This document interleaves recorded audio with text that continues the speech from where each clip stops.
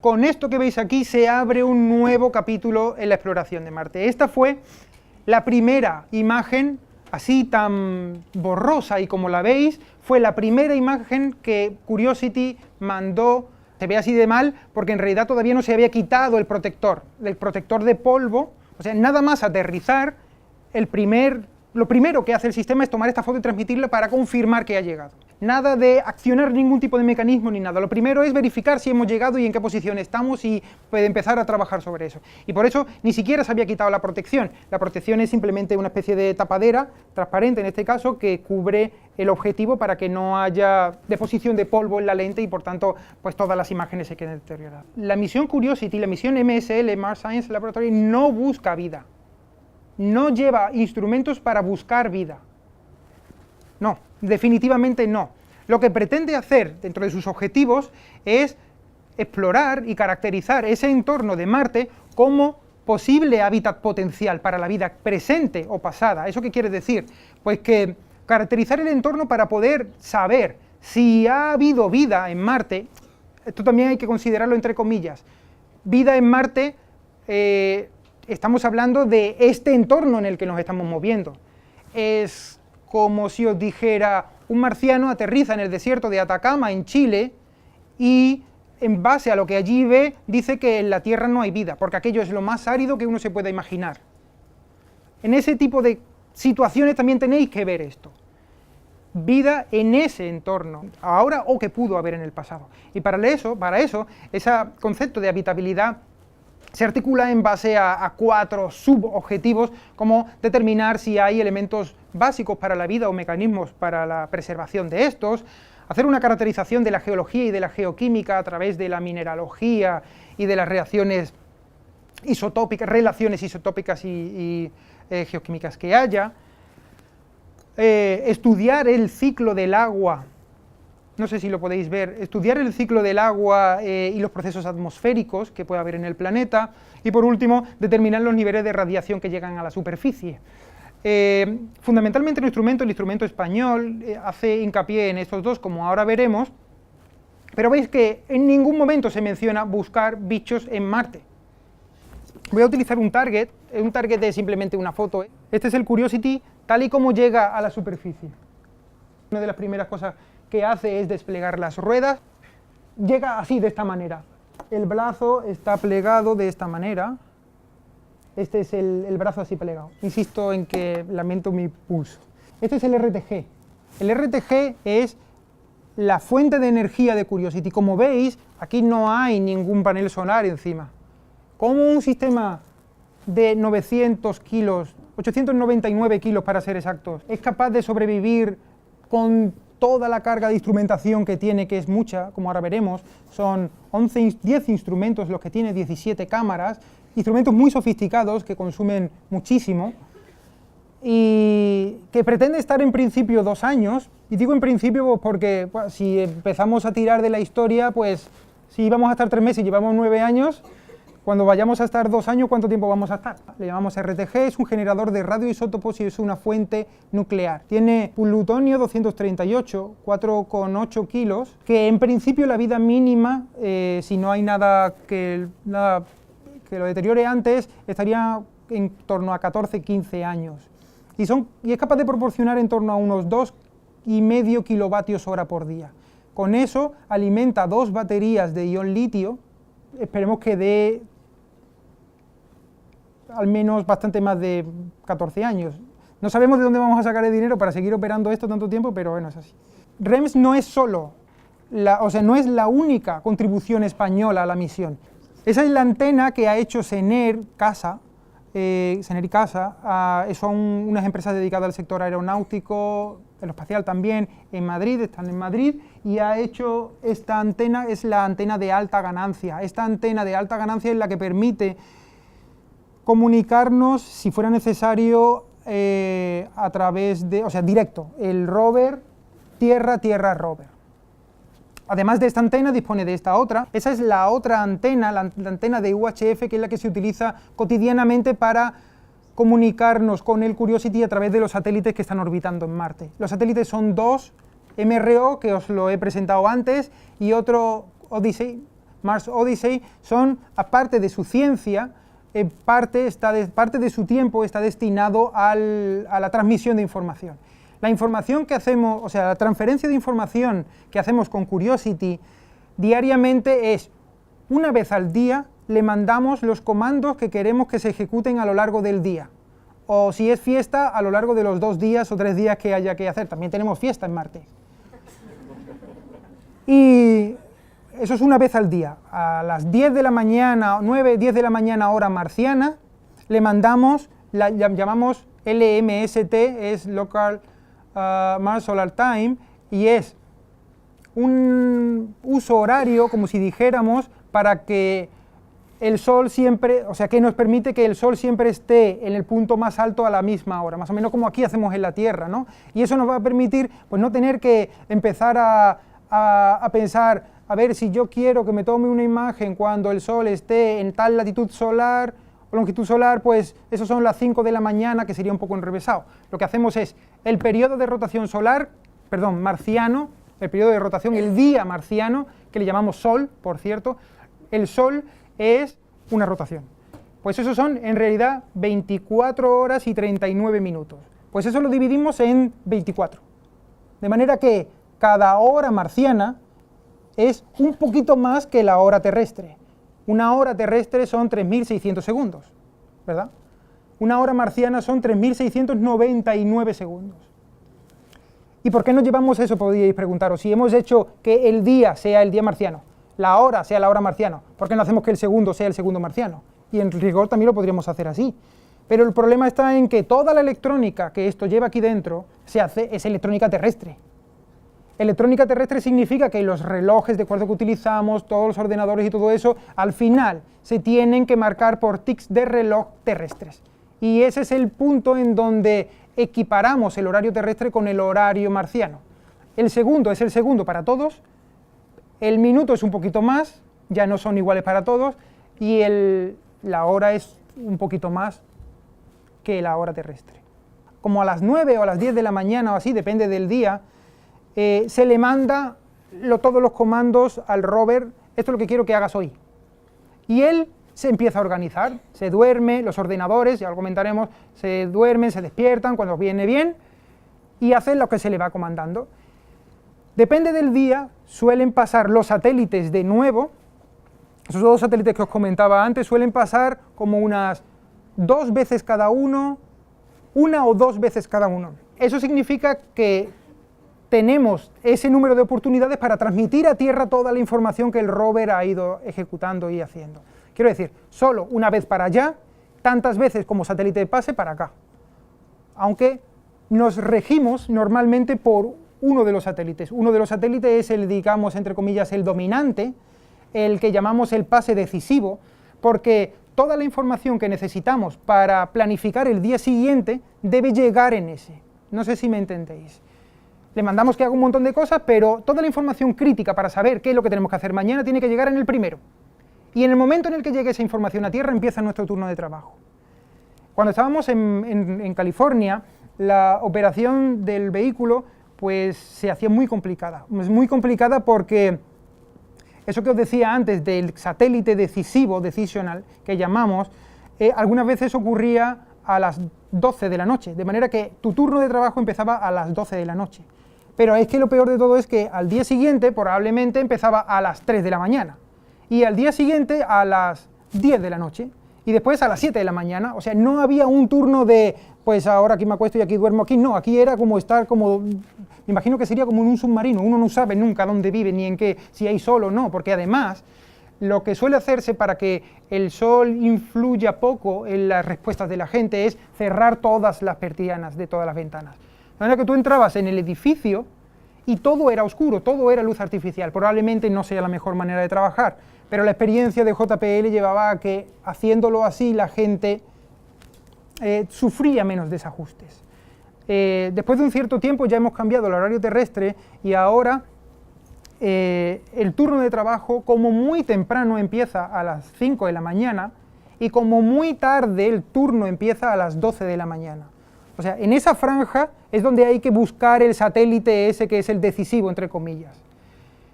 Y a partir de ahí tú cuentas tus horas, tus 8 o tus 10 o 12 horas de trabajo. Pero eso está muy bien si estás en California, porque el horario de 5 de la mañana a 12 es el horario de California.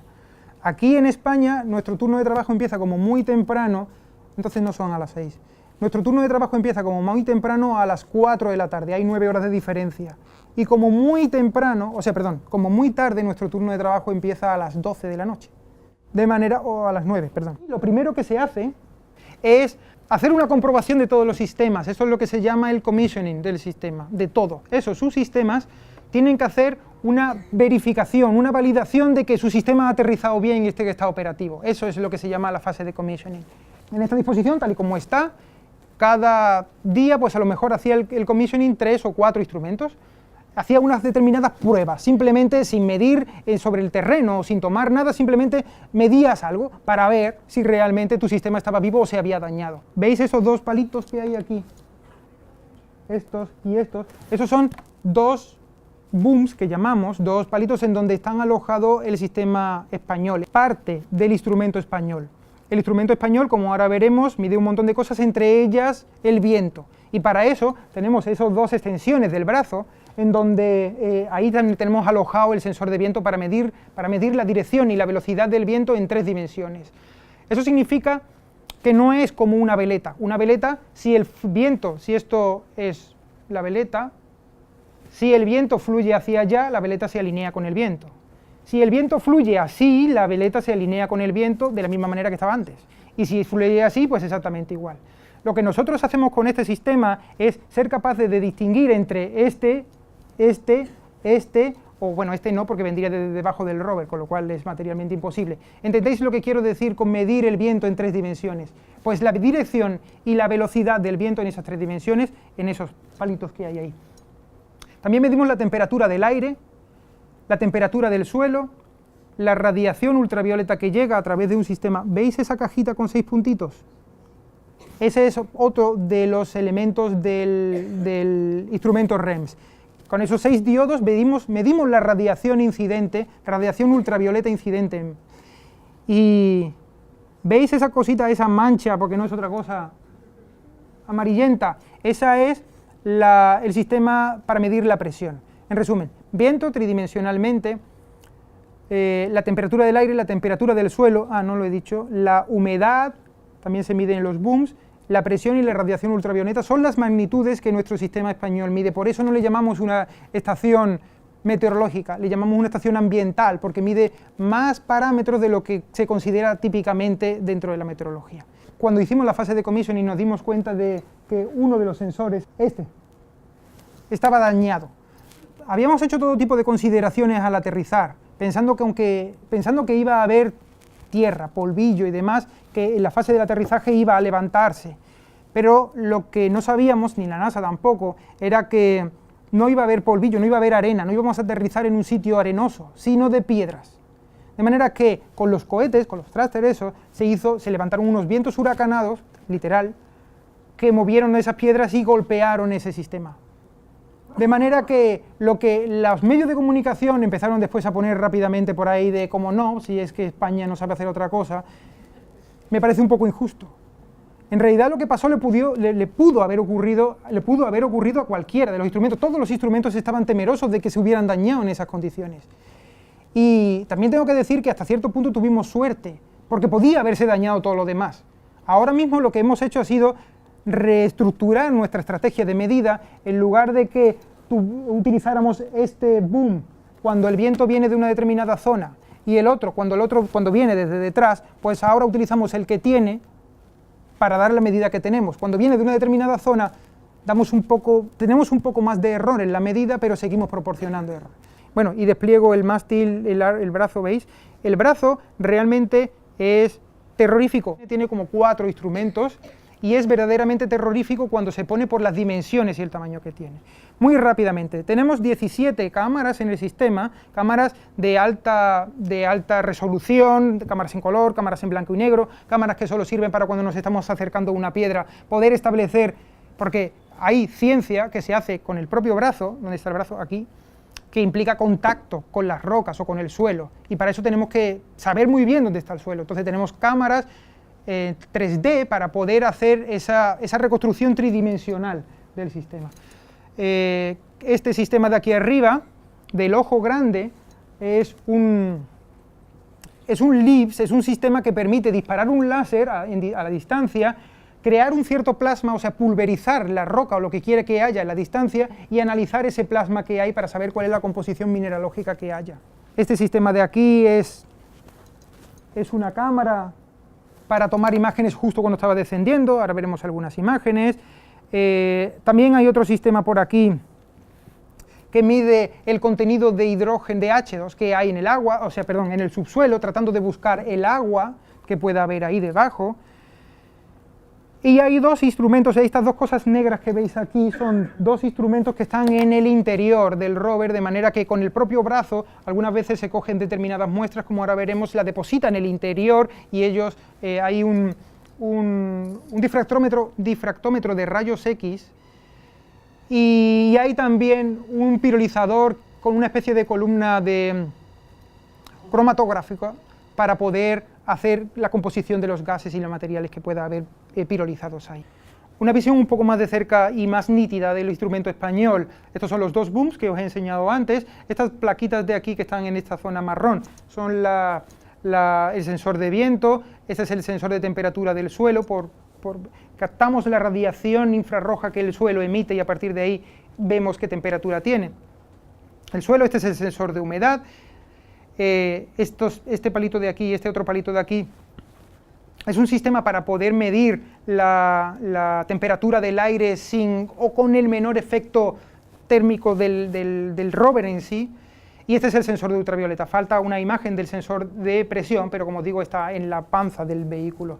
Una característica que tiene nuestro instrumento es que el instrumento puede funcionar independientemente del rover. El rover puede estar despierto o dormido, me da igual, nuestro instrumento está preparado para funcionar y medir 5 minutos cada hora, o sea, de 12 a 12 y 5, de 1 a 1 y 5, de 2 a 2 y 5, así por el resto de la misión. También tenemos la oportunidad de poderlo configurar de otra manera y medir muchísimo más. De hecho, ahora mismo estamos muy cerca ya de medir casi 24 horas porque a los científicos les proporciona, es que estos científicos ya que te voy a contar, les proporcionan una determinada herramienta y siempre quieren más, y entonces estamos cerca ya de medir 24 horas cuando inicialmente lo que estaba previsto es que midiéramos solo una. Pero en fin, aquí no es un cacharro, un vehículo, un cochecito que lleva un montón de instrumentos y cada uno hace lo que puede donde puede. La intención que hay dentro de todo dentro del proyecto es que haya colaboración intensa al máximo nivel de todos los instrumentos y todos proporcionando una única, digámoslo así, un único descubrimiento. No es un vehículo con 11 instrumentos, es un vehículo con un instrumento con 11 o 10 partes, si queréis verlo así, ¿no? Pero las partes, en concreto, la ciencia de REMS se va a incidir en la caracterización de esa dinámica atmosférica. ¿Veis estos remolinos que se producen? Eso, no sé cómo de fácil es que lo veáis por aquí, a lo mejor en las dunas, pero esto, lo que se llaman dust devils, son pues, remolinos, son como tornados pequeñitos que se forman en Marte muy frecuentemente porque tienen una capa, no se sabe mucho de la capa límite de Marte y por eso uno de los grandes logros de poder colocar este sistema allí es poder caracterizar esa capa límite. La capa límite es la capa de la atmósfera que está más en contacto con la superficie y con el entorno. Trata de caracterizar, pues esas neblinas. En Marte también se producen neblinas. En Marte no llueve, pero también hay nubes de agua, de vapor de agua. ¿Cómo influye la orografía, la geología, los valles, los cráteres y todo esto? Influye a los vientos que haya y en fin, a toda esa atmósfera, a todos esos ciclos atmosféricos. También estaría la caracterización de esa dinámica global, ver y tratar de entender por qué se forman ciclones globales, como os decía al principio que Marte tenía la característica de formar tormentas de polvo inmensas, ¿no? Y además también caracterizar la radiación ultravioleta de la superficie. Este punto puede ser muy crítico si pretendemos mandar hombres al futuro, o sea, humanos al futuro, en el futuro a Marte, dado que va a proporcionar muchísima información de qué radiación va a tener que soportar. Aquí tenéis la página web. Esta es donde vamos diariamente publicando los datos que REMS va obteniendo de una manera simplificada. No podemos desvelar toda la información científica, como entenderéis. Y bueno, esto es muy curioso porque, ¿veis esa foto de familia? Este es el Sojourner, el del 96, que se mandó, que algunos recordaréis se quedó como unos cuantos días pegado a una piedra porque el sistema se corrompió. Pues ese es este. Un poco más grande, del tamaño de un vehículo, como os decía, un cochecito de golf pequeñito, sería este. Y este es el tamaño que tiene Curiosity, 900 kilos casi. Es materialmente imposible aterrizar este sistema. Aquí lo habéis comparado con un humano. Este sistema no puede aterrizar por el sistema de burbujas, este que os hablaba antes, y ahora veremos por qué. Pero inevitablemente yo me siento como, al haberlo visto crecer desde que era nada hasta que ahora está allí en Marte, es como si algo de mí también se fuera en esto, ¿no? Parece una tontería, pero es así, ¿no? El hecho de haber trabajado tanto tiempo y ha habido momentos muy duros, os lo podéis imaginar, hasta verlo así completo. Mira, esto de aquí es el brazo que os decía, un hombre, o dos, y el tamaño que tiene es realmente, pesa como unas 800 libras o así, de grande. Todo ese sistema, todo el Curiosity que antes habéis visto, quedaba plegado, el mástil quedaba plegado sobre la parte de arriba, el brazo quedaba en esta posición así encogida, y las ruedas quedaban encogidas me refiero a plegadas, y todo estaba ensamblado, veis aquí, este es el sistema cuando se estaba ensamblando, todos vestidos así de blanco porque es una sala limpia. Entonces todo el sistema aquí plegado, no sé si lo llegáis a ver bien, es este. Lo único que falta aquí, si os fijáis, es el RTG. El RTG, que al ser un elemento nuclear, es lo último que se monta. Se montó en el Kennedy, en la base Kennedy, en el Centro Espacial Kennedy, cuando ya estaba todo listo y todo montado. Ahora lo veremos un poco. Entonces el sistema estaba todo plegado de esta manera y se alojaba en esta zona aquí interior del módulo de descenso. Este es el módulo de descenso que ahora veremos, y es el sistema que tiene, además del combustible, pues los motores y los ordenadores de a bordo para hacer ese aterrizaje suave, como ahora veremos. Todo ese sistema se metía, veis, aquí está ya todo plegado, y se alojaba dentro de esta especie de linga, de este recubrimiento, y esta ventana de aquí es justo para lo que os decía antes, para meter el RTG justo cuando ya estaba todo montado. Se tapa por debajo con el protector térmico, es esto de aquí abajo, y tiene un aspecto de tarta de manzana horrorosa, pero este es el sistema que entraba en la superficie, quiero decir, en la atmósfera de Marte. Todo este es el sistema que entraba en Marte. Esto pesaba alrededor de unos 1500 kilos así.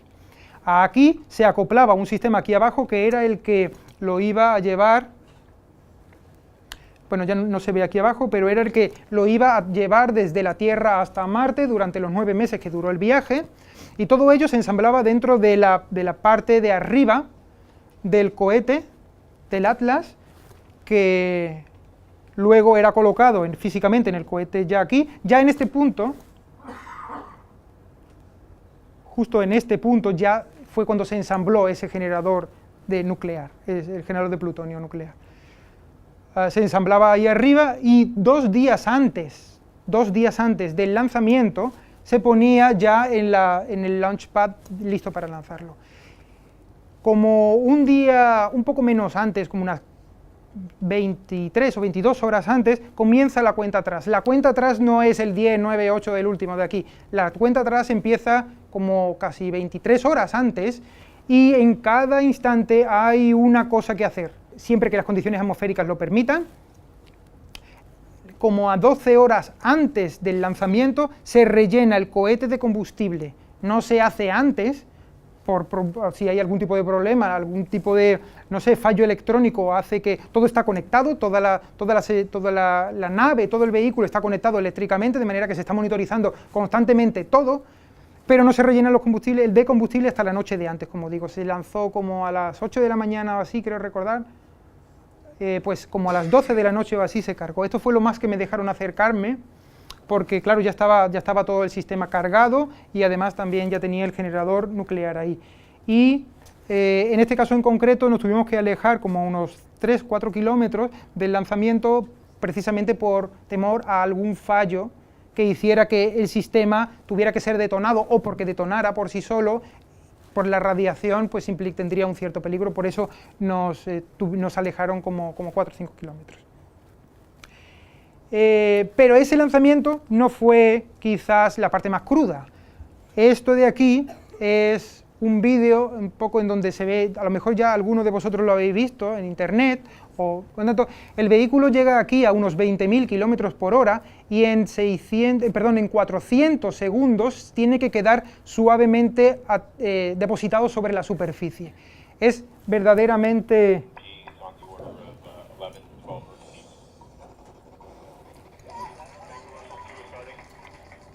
Permitidme un segundo. Voy a comentar una cosa solo. Todos estamos así vestidos de azul, todos los que estábamos en la sala en donde no todo el mundo se le permitía entrar en esta sala, al determinado responsable de los instrumentos y al determinado responsable de cada uno de los sistemas, se le dio esta camiseta azul para hacer, no sé, porque sí, vale. Entonces, decir que en el momento en el que se produce esto, después de 9 meses de viaje,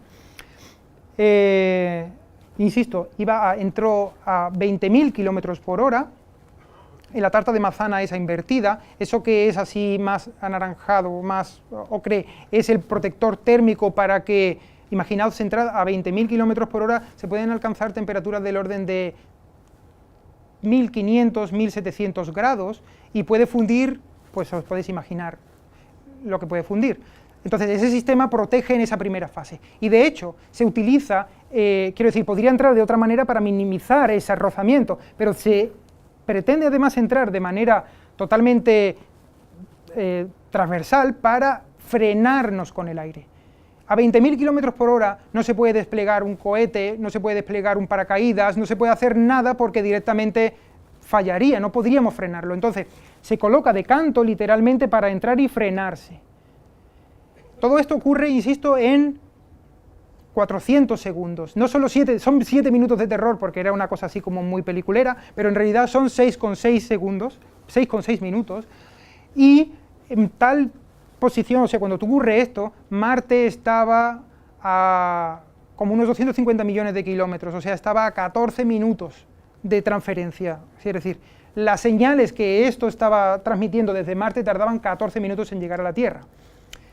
Si no me salen mal las cuentas, 14 minutos tardan en llegar y el descenso dura 6,6, no se puede hacer nada. O sea, lo único que estábamos haciendo nosotros ahí era mirando la telemetría, los datos que mandaba, pero sin posibilidad de hacer nada. Es parte también un poco de cómo se vive todo esto en Estados Unidos. No podíamos hacer absolutamente nada. Entonces, la emoción que surge en cada instante cuando veis que empiezan a aplaudir es porque se consume una determinada etapa. Pues entra, se desprende pues el panel solar, pues entonces el responsable, fundamentalmente el responsable de esa fase es el que más contento se pone y por eso mucha gente le empieza a dar palmaditas, ¿no? Ahora le toca el marrón, le toca a otro y así. Entonces, todo eso fue una situación de verdad realmente tensa, pero emocionante. No os podéis hacer, todavía veo este vídeo y se me ponen los vellos de punta al recordar todo aquello y la cabeza también, sí. Los responsables de cada uno de los subsistemas, el sistema de potencia, y había una persona encargada de leer la telemetría de los Odyssey. Empieza la reentrada y empieza esa entrada y eso se pone a 1500, 1600. Este es el responsable de toda la fase.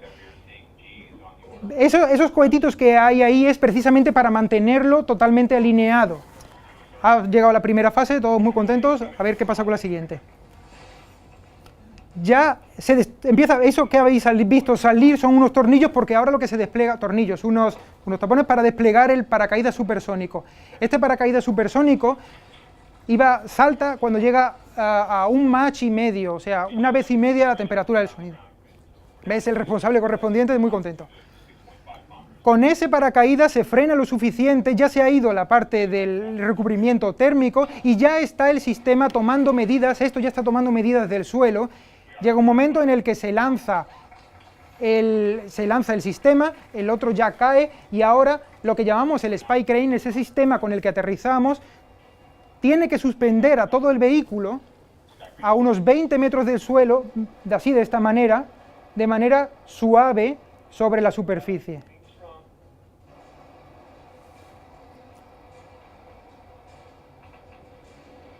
y luego se cortan los cables con cargas pirotécnicas y sale. No sé, es que... Pero no os podéis imaginar la emoción que se siente. Es como el que tenga hijos probablemente, quizás salvando las distancias, es como si da a luz, tienes un hijo, la gente lloraba. Es mucho esfuerzo, mucho tiempo el dedicado a hacer todo ese tipo de cosas.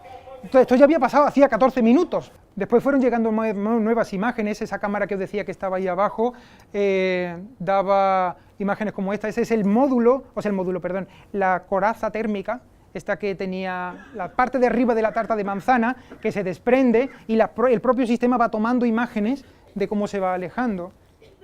Y aquí podéis ver, por ejemplo, un poco visto después desde satélite, aquí aterrizó el rover, el Curiosity, aquí es donde terminó cayendo el paracaídas y la parte de arriba, en fin, el módulo de descenso, una vez que ya se corta y se aleja, termina estrellándose como estaba previsto una cierta distancia más allá para no perturbar. Aterrizamos en un cráter que fue muy discutido a lo largo de los últimos años, hasta que finalmente se decidió que iba a ser aquí, y la idea de aterrizar en este cráter fue fundamentalmente porque, bueno, son 154 kilómetros de diámetro. Esto que veis aquí era inicialmente lo que se llama la elipse del aterrizaje. Es el terreno que más o menos se define para que aterrice ahí. Desde el punto de vista científico, el hecho de que sea un cráter significa que quedan expuestos por las paredes, por ejemplo, y por la montaña. Tiene un monte central de 5 kilómetros, aquí lo veis, de alto. En las paredes se ven toda la diversidad de entornos sedimentarios que se han ido acumulando a lo largo de los millones de años. Y que nos permite, sin mucha dificultad, en lugar de tener que perforar, pues directamente podemos acercarnos, quiero decir, a determinados entornos, podemos ver las características de ese entorno sedimentario. Y probablemente, ojalá, nos permita confirmar la hipótesis de que Marte fue cálido y húmedo en el pasado, hace a lo mejor, no, en el pasado me estoy refiriendo hace a lo mejor 4.700 millones de años. O sea, en ese sentido, y uniéndolo un poco también con la pregunta del principio, creemos y queremos ver que Marte pudo haber sido en el pasado lo que la Tierra es ahora. Y en tal caso nos va a permitir aprender también de nosotros mismos y ver en qué contexto pues, nos movemos. Estas son las salas desde donde se opera. Le llamamos war rooms porque es que muchas veces hay verdaderas batallas campales. Por eso que os decía, de los intereses, quiero hacer mi experimento, ahora no, porque tiene más prioridad tal, en fin, para eso tiene que haber un coordinador en ese sentido. Y estas son las salas desde donde se controlan todos los datos. Todos los instrumentos además también tienen una sala, esta es la nuestra. No sé si llegáis a ver este letrero, aquí pone Pirineos, y es que nuestra sala es aquí está la puerta, y aquí es donde está el equipo francés. Entonces, aquí justo donde está la pared hemos puesto un letrero de Pirineos, y lo que pasa es que después empezamos a decorar todo esto. Es un entorno muy, muy agradable de trabajo a pesar de todas las dificultades y todo lo que hay. Entonces empezamos a colocar, pues aquí pusimos fotos de paisajes españoles, jamón, vino, queso. Los franceses empezaron a poner queso también, bueno, de todo tipo. La verdad es que nos llevamos muy bien con ellos, ¿no? Llegaron imágenes tan impresionantes como estas del monte Sharp, que es el montículo ese de 5 kilómetros que os digo que tenemos enfrente, y veis esta mancha negra de aquí. Esas manchas negras son el resultado de la erosión de los cohetes.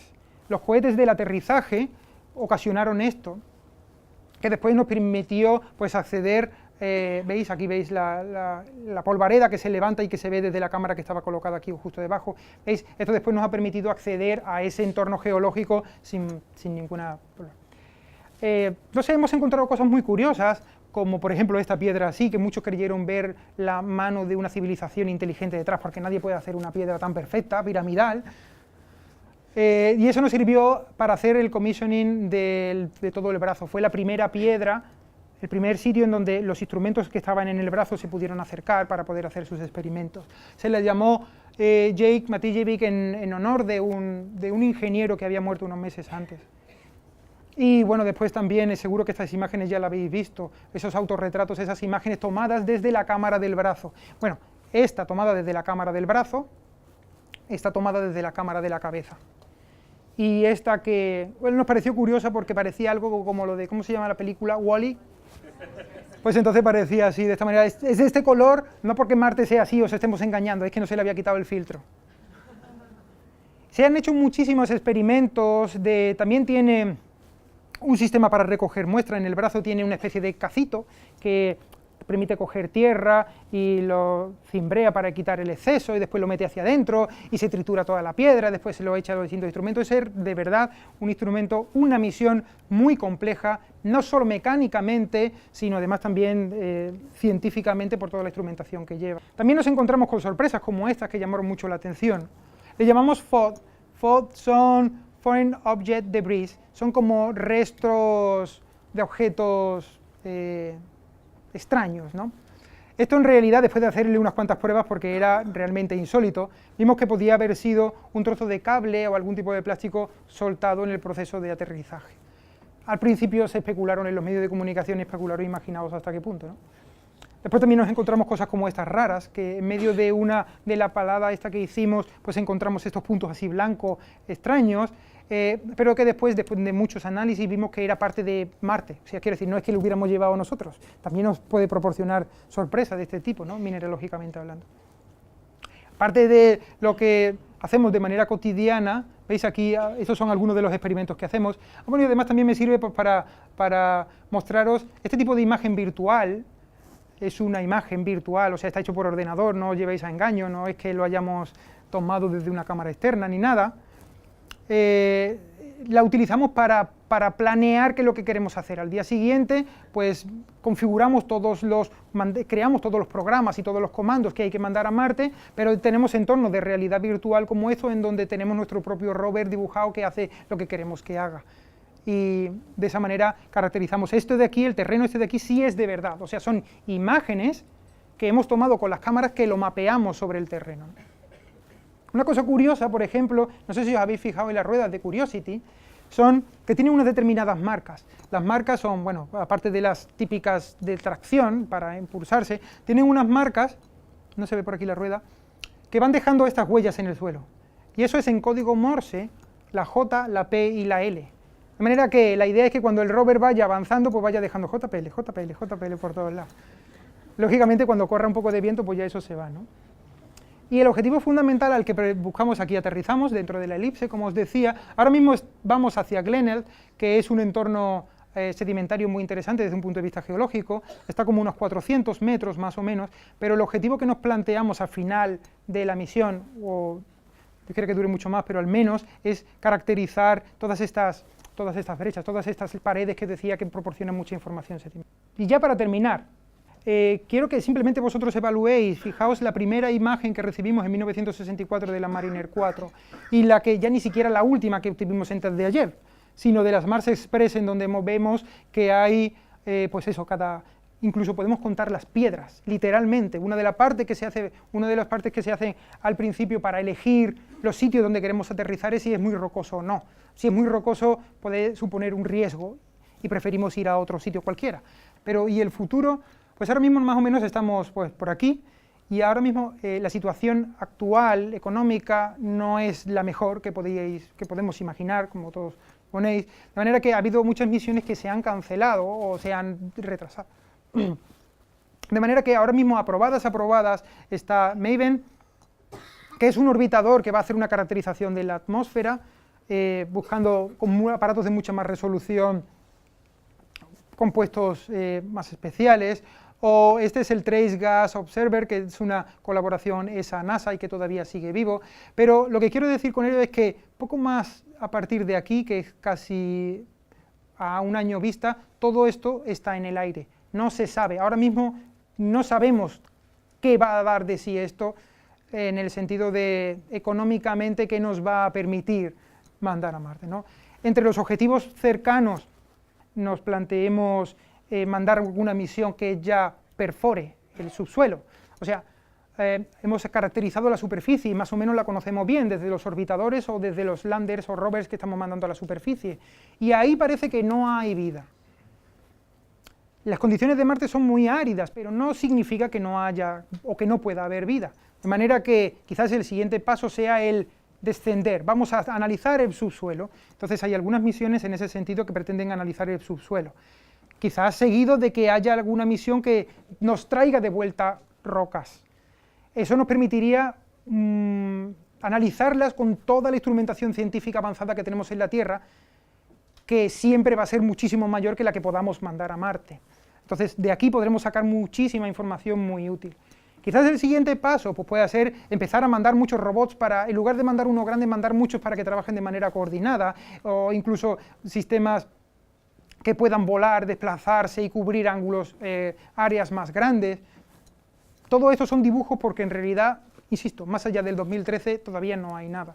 Y quién sabe si a lo mejor en el futuro más o menos próximo, estamos hablando de 40, 50 o 60 años, podemos mandar a humanos al espacio. Y a lo mejor, antes lo hablábamos con alguno, pues quizás terraformar Marte. A lo mejor puede ser una vía de escape cuando nos carguemos el planeta, Dios quiera que no, podamos ir a Marte y para lo cual tendríamos que reconvertir un poco todo lo que hay. Hacer de Marte una nueva Tierra, ¿no? Así que, bueno, pues esto, agradeciéndoles de nuevo a todos y también a todo el personal que ha trabajado en el REMS, con eso concluyo lo que tenía para contaros ahora. Gracias.